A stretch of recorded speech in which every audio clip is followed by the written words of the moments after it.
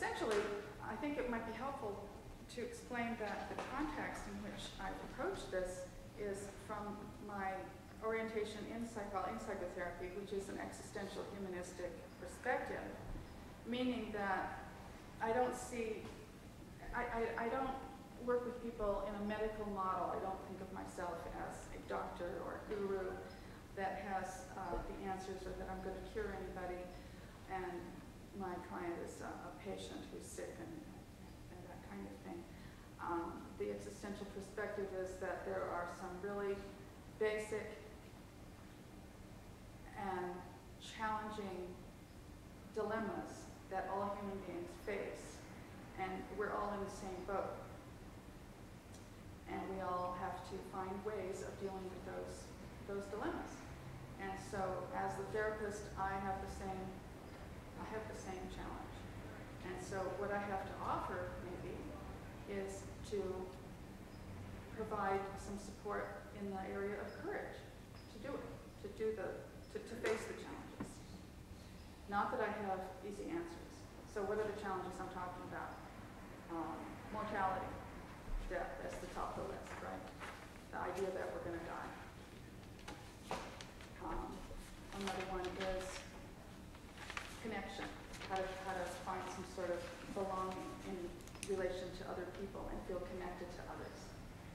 Another one is freedom and responsibility, to face the fact that you're responsible for your own life. This one is so core that you can just look around and find a million ways that people dance around that one and try to avoid it.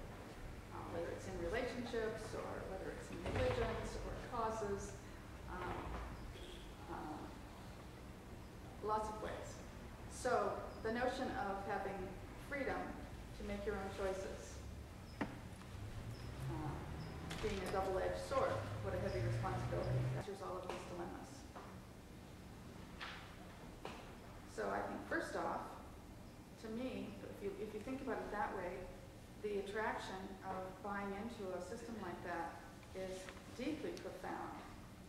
If it's true that those existential dilemmas are real dilemmas that affect us in a way that is compelling and cannot be avoided, to find a set of answers with a group of people that collectively believe that those are the correct answers. The power of that collective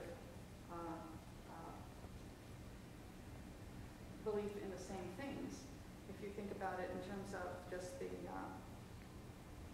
well, as Richard Hawkins has talked about, memes and meme structures as units of culture, of ideas that get passed in a viral sort of way from person to person and through generations, and everybody buys into, so that just the sheer numbers and the sheer environment that you're in, it's like this collective epidemic or disease.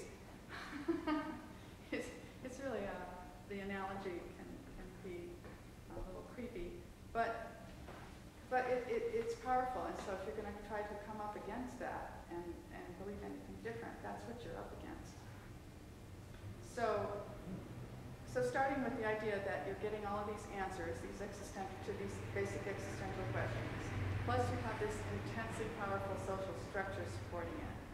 Plus, if you were born into it and you have a family that believes it and told you before you could even, you could comprehend anything, when you're 3, 4, 5 years old, telling you that Jesus died for your sins and went through all this suffering, and it's because of you bad little child, and starting the shame process, and then the threat of eternal damnation in hell.